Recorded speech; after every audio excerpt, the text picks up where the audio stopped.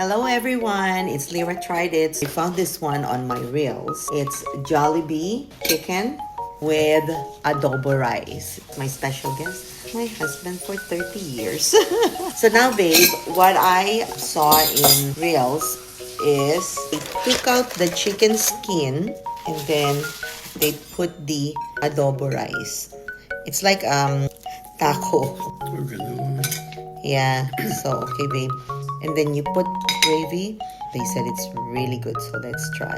So chicken skin with adobo rice and a gravy.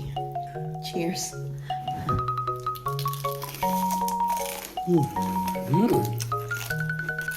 Sarap. Ang gravy ng sarap. Their adobo, parang may ibang lasa siya. It's not like a typical adobo, your adobo version. There is a different taste in the adobo. The taste is familiar, but I don't know what is it. If you have high cholesterol, eat moderately.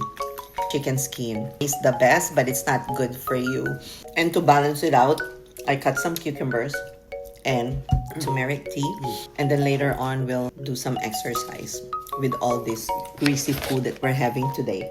Anyways, Jollibee's chicken is always good. Their adobo, probably you guys will like it. So it's not greasy. But I just don't know the spice that they put there. Anyways, at least we tried it.